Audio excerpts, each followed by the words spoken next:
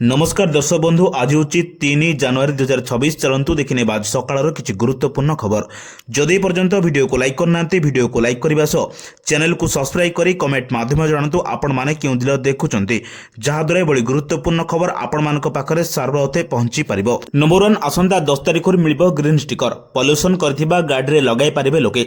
एने परिवहन विभाग पक्षर विज्ञप्ति जारी कर आरटीओ मानक ग्रीन स्टिकर प्रदान कर तेबे जो मानकर पल्यूशन सर्टिफिकेट रही से ग्रीन स्टिकर नहीं पारे बोली विज्ञप्ति कहुई। तेबे जो माने 10 तारिख पर पल्यूशन सर्टिफिकेट करेंगे से पीयूसीसी सेंटर रे ग्रीन स्टिकर मिल। तेबे एने आरटीओ ऑफिस रे एक स्पेशल सेंटर खोल। तेबे ग्रीन स्टिकर दिया पूर्व पल्यूशन सर्टिफिकेट आरसी तथा गाड़ीर समस्त कागजपत्र जांच कर। तेबे आरटीओ ऑफिस जाई ग्रीन स्टिकर आनिबा समय ओरिजिनल पीयूसीसी कॉपी आरसी एवं परिचय पत्र दाखल करने को। नंबर 2 आउरी थराइब शीत प्रबल ठंडा सांगक राज्य एकाधिक अंचल घन कुड़ी आस्तरण भरी रही। राजधानी भुवनेश्वर मध्य प्रबल कुड़ी देखा जाइतिला। पूर्वाह्न प्राय 11टा पर्यंत सूर्य किरण देखा मिल नथिला। रास्तार यातायात समय मुह को मुह दिशु नथिला। आगामी 4 दिन पर्यंत राज्यर विभिन्न स्थान में घन कुड़ी नहीं पाणीपाग विभाग पक्षर ऑरेंज और येलो वार्निंग जारी कर। आउरी थराइब शीतर लहरी आसंता 3 दिन मध्य 2 ରୁ 3 डिग्री तापमात्रा बढ़िबा संभावना रही पुणी पारद 2 ରୁ 4 डिग्री कमे बोली आंचलिक पाणीपाग विज्ञान केन्द्र निर्देशिका डॉक्टर मनोरमा महांती सूचना देते। नंबर 3 लोकसेवा भवन में रिल्स करने मना कड़ा चेतावनी देले आईन मंत्री। राज्यर मुख्य प्रशासनिक केन्द्र लोकसेवा भवन परिसर में एणिकी आउ रिल्स कि मनोरंजन धर्मी भिडियो प्रदर्शित कर सचिवालय भितर किसी कर्मचारी और बाहर लोकों द्वारा करमाल रिल्स को आईन मंत्री पृथ्वी हरिचंदन गभीर उद्वेग प्रकाश करछन्ती। ए प्रसंग में मंत्री को स्पष्ट चेतावनी कहते लोकसेवा भवन काम करने उद्दिष्ट रिल्स करी मनोरंजन करने नुहे। मंत्री कहते कौन कर्मचारी हूँ कि बाहर आसुवा व्यक्ति सचिवालय परिसर में वीडियो शूटिंग कर कौन अवकाश नहीं। जदि कहीं उल्लंघन कर मनोरंजन धर्मी भिडियो किंबा रिल्स प्रस्तुत करती तेज से विरुद्ध में कड़ा आईनगत कार्यानुष्ठान ग्रहण कर। नंबर 4 सरकार आनिबे कठोर नियम एणिकी प्रेस्क्रिप्शन देखाइले मिलिबो कफ सिरप। कफ सिरप बिक्री को नहीं कठोर होइचंती सरकार। ड्रग्स नियम 1945 संशोधन को आनिबाकू सरकार प्रस्तुत आगत करिसंती। नियमर शेड्यूल के रु कफ सिरप को प्रत्याहार करने को स्वास्थ्य मंत्रालय प्रस्ताव देछि। नया बिल को सरकार ड्रग्स नियम 2025 भाव उपस्थापना करेंगे। विज्ञप्ति प्रकाश पाइबा दिन ठारू ताहा कार्यकारी हेबो। ड्रग्स नियम 1945 शेड्यूल के क्रमांक संख्या 13 अधीन थिबा एंट्री संख्या 7 रु सिरप शब्द को हटाजिबो। एही नियम लागू हेबा परे औषध दुकान काउंटर गुड़िकरे आउ अबाधरे कफ सिरप बिक्री हो पारिबो नाही। नंबर 5 विजिलेंस विभाग को मुख्यमंत्री परामर्श। गत 20 वर्ष इतिहास को पछरे पकाई ओडिशा विजिलेंस एक उत्कृष्ट उदाहरण सृष्टि करछि। सरकार को दुर्नीति विरुद्ध में शून्य सहनशीलता नीति जोगु राज्य में विजिलेंस विभाग सक्रिय भाव में कार्य करी दुर्नीतिखोर को धरिबार सफल होछि। शुक्रवार दिन मुख्यमंत्री मोहन चरण माझी अध्यक्षता लोकसेवा भवन में विजिलेंस विभाग एक समीक्षा बैठक स्पष्ट होछि। बैठक आलोचना जनापड़ी 2025 एप्रिल 1 ରୁ डिसेम्बर 31 मध्य राज्य सरकार विजिलेंस को 125टी केस तदंत करने निर्देश देइछन्ति, जहां एक रेकर्ड पूर्व ए 9 मासर समय अवधि मध्य राज्य सरकार केबे भी एते संख्यक केस तदंत करने देई नाहंती। नंबर 6 राज्य में प्रदूषण विष माड़ी चली। कोहड़ी आस्तरण भीतर वायु धूलिकणा जेमिति जमाटा बांधि देउछि। 8टी शहर लगातार भाव प्रदूषण स्तर चिंताजनक। 5टी शहर एक 300 पार कर जातीय प्रदूषण नियंत्रण बोर्ड तथ्य अनुसार गत 24 घंटे बालेश्वर में वायुर मान 337 थिला। बारिपदा 319, तालचेर 310, भुवनेश्वर 305, कटक 304, अनुगुल 296, व्यासनगर 283, केन्दुझर 277 छुईला। लगातार भाव ओडिशा रे एभली वायु प्रदूषण पूर्व केबे नथिला। एको नि पाणीपाग विशेषज्ञ परिवेश प्रेमी चिंता प्रकट करछन्ति। सकाळ संध्या समय रे वायु प्रदूषण द्रुत गति बढ़ुछि। नंबर 7 मार्च प्रथम सप्ताह रु पंचम और अष्टम श्रेणी वार्षिक परीक्षा।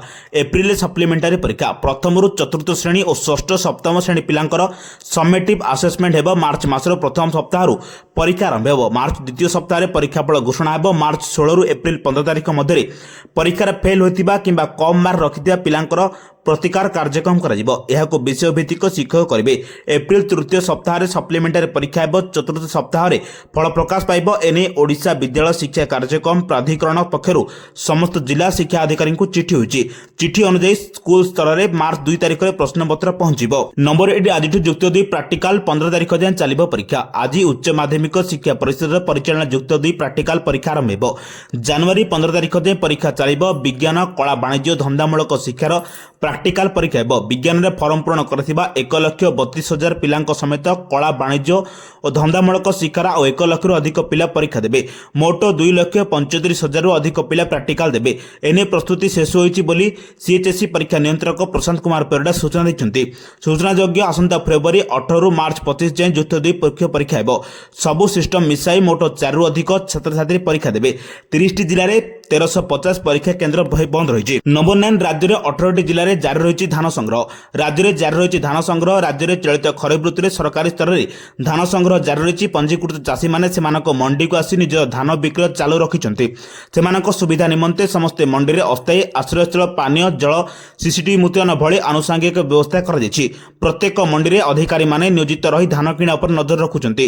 କୌଣସି ମଧ୍ୟସ୍ଥି କଥାକୁ ବିଶ୍ୱାସ ନ କରି କେବଳ ସରକାରୀ ସ୍ତରରେ ଧାନ ବିକ୍ରୟ କରିବା ଏବଂ କେବଳ ସରକାରଙ୍କ ନିର୍ଦ୍ଦେଶନାମାକୁ ଅନୁସରଣ କରିବାକୁ ଚାଷୀମାନଙ୍କୁ ପରାମର୍ଶ ଦିଆଯାଇଛି।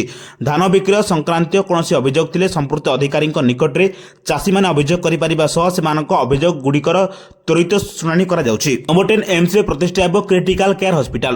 ଚଳିତ ବର୍ଷ ସ୍ୱାସ୍ଥ୍ୟ କ୍ଷେତ୍ରରେ ରାଜଧାନୀ ଭୁବନେଶ୍ୱର ପାଇଁ ଖୁବ୍ ଭଲ ସମୟ ରହିଛି।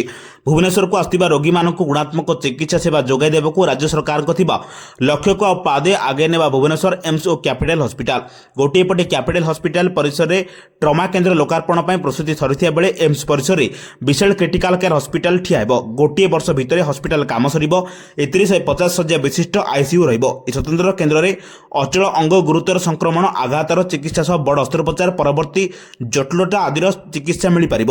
ନମ୍ବର 11, କୁହୁଡ଼ି ପାଇଁ ଚିଲିକାରେ 11ଟା ଯାଏ ଡଙ୍ଗା ଚଳାଚଳ ବନ୍ଦ ରହିଛି। ରାଜ୍ୟରେ ବର୍ତ୍ତମାନ ଘନ କୁହୁଡ଼ି ପ୍ରବଳ ମାତ୍ରା ଚାରିଆଡ଼େ ଛାଡ଼ି ରହୁଥିବା ବେଳେ ଲୋକମାନେ ନାହିଁ ନଥିବା ସମ୍ମୁଖୀନ ଅସୁବିଧା ହେଉଛନ୍ତି। ନୂଆବର୍ଷ ଦିନେ ପ୍ରବଳ କୁହୁଡ଼ି ଯୋଗୁଁ ଚିଲିକାରେ ଫସିଥିଲା ଭସାପୋଲ। ସେଥିରୁ ଖସି ପଡ଼ି ଜଣେ ଯାତ୍ରୀଙ୍କ ମୃତ୍ୟୁ ହୋଇଥିଲା। ଏହାପରେ ଆଜି ବଡ଼ ନିଷ୍ପତ୍ତି ନିଆଯାଇଛି। କୁହୁଡ଼ି ନ କମିବା ଯାଏଁ ଡଙ୍ଗା ଚଳାଚଳ ବନ୍ଦ ରଖିବା ପାଇଁ ନିର୍ଦ୍ଦେଶ ଦେଇଛନ୍ତି ପୁରୀ ଜିଲ୍ଲାପାଳ। ଏନେଇ ପୁରୀ ଏସ୍ପି, ଚିଲିକା ଉନ୍ନୟନ କର୍ତ୍ତୃପକ୍ଷ, ପୁରୀ ପର୍ଯ୍ୟଟନ ବିଭାଗର ଅତିରିକ୍ତ ନିର୍ଦ୍ଦେଶକ ଓ କୋଣାର୍କ ପର୍ଯ୍ୟଟନ ଉନ୍ନୟନ ଅଧିକାରୀଙ୍କୁ ଚିଠି ହୋଇଛି। ତେବେ ଆଜି ସକାଳୁ ଡଙ୍ଗା ଚଳାଚଳ କରୁନଥିବା ଲୋକମାନେ ସାମାନ୍ୟ ଅସୁବିଧାର ସମ୍ମୁଖୀନ ହୋଇଛନ୍ତି। ନମ୍ବର 12, ଖଣ୍ଡଗିରି ମାଘ ମେଳା ପାଇଁ ଲାଗିବ 100ଟି ସିସିଟିଭି। ମାଘ ମେଳା ପାଖେ ଆସୁଥିବା ବେଳେ ଅଶ୍ଳୀଳ ନୃତ୍ୟକୁ ନେଇ ବଡ଼ ଘୋଷଣା କରିଛନ୍ତି ମେୟର ସୁଲୋଚନା ଦାସ। ଖଣ୍ଡଗିରି ମାଘ ମେଳାରେ ହେବନି ଅଶ୍ଳୀଳ ନୃତ୍ୟ। ମୋଟ 7ଟି ପେଣ୍ଡାଲରେ ଯାତ୍ରା ପରିବେଷଣ ହେବ। ତେବେ ଯାତ୍ରା ସମୟରେ କୌଣସି ଅଶ୍ଳୀଳ ନୃତ୍ୟ କରିପାରିବେ ନାହିଁ। ସେପରି ଖଣ୍ଡଗିରି ମାଘ ମେଳା ପାଇଁ ଲାଗିବ 100ଟି ସିସିଟିଭି। ବିଏମ୍ସିର ପ୍ରସ୍ତୁତି ବୈଠକ ପରେ ମେୟର ସୁଲୋଚନା ଦାସ ସୂଚନା ଦେଇଛନ୍ତି।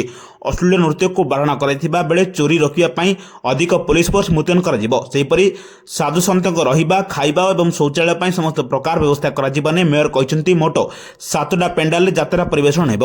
ନମ୍ବର 13, ଅଗଷ୍ଟ 15ରେ ଚାଲିବ ଭାରତର ପ୍ରଥମ ବୁଲେଟ୍ ଟ୍ରେନ୍। ଭାରତୀୟ ରେଳପଥ ବିଶ୍ୱର ଚତୁର୍ଥ ବୃହତ୍ତମ ରେଳ ବ୍ୟବସ୍ଥା ଭାବେ ଜଣାଶୁଣା। ଏବେ ଭାରତୀୟ ରେଳବାଇର ଏକ ନୂତନ ଏବଂ ଐତିହାସିକ ଅଧ୍ୟାୟ ଯୋଡ଼ି ହେବାକୁ ଯାଉଛି। ଦେଶରେ ଖୁବ୍ ଶୀଘ୍ର ପ୍ରଥମ ବୁଲେଟ୍ ଟ୍ରେନ୍ ଚାଲିବା ଦେଖାଯିବ। ନୂତନ ବର୍ଷ ଅବସରରେ ରେଳମନ୍ତ୍ରୀ ଅଶ୍ୱିନୀ ବୈଷ୍ଣବ ସ୍ପଷ୍ଟ କରିଛନ୍ତି ଯେ ଭାରତର ଅଗଷ୍ଟ 15, 2027 ସୁଦ୍ଧା ଏହାର ପ୍ରଥମ ବୁଲେଟ୍ ଟ୍ରେନ୍ ପାଇବ। ରେଳମନ୍ତ୍ରୀ ଅଶ୍ୱିନୀ ବୈଷ୍ଣବଙ୍କ ଅନୁଯାୟୀ ଦେଶର ପ୍ରଥମ ବୁଲେଟ୍ ଟ୍ରେନ୍ ଅଗଷ୍ଟ 15, 2027 ସୁଦ୍ଧା ସମ୍ପୂର୍ଣ୍ଣ ପ୍ରସ୍ତୁତ ହେବ। ପ୍ରାରମ୍ଭିକ ଭାବରେ ଏହି ଟ୍ରେନ୍ ଗୁଜରାଟର ସୁରଟ ଏବଂ ବାପି ମଧ୍ୟରେ ଚାଲିବ। ପ୍ରଥମ ପର୍ଯ୍ୟାୟରେ ସୁରଟ ଏବଂ ବିଲିମୋରା ମଧ୍ୟରେ ସେବା ଆରମ୍ଭ ହେବ। ଏହାପରେ ବାପିରୁ ସୁରଟ ସେକ୍ସନ ଖୋଲିବ। ନମ୍ବର 14, ଚିଲିକା ପର୍ଯ୍ୟଟକଙ୍କ ପାଇଁ ସତର୍କ ସୂଚନା। ଚିଲିକାରେ ଯିବାକୁ ଚିନ୍ତା କରୁଥିଲେ ଜାଣି ରଖନ୍ତୁ ଏହି ଖବର। କୁହୁଡ଼ି ପାଇଁ ଚିଲିକାରେ ଡଙ୍ଗା ଚଳାଚଳକୁ ନେଇ ଲାଗିଲା କଟକଣା। ଗତକାଲିର ଅଘଟଣ ପରେ ପୁରୀ ଜିଲ୍ଲାପାଳ କଡ଼ା ନିର୍ଦ୍ଦେଶ ଦେଇଛନ୍ତି।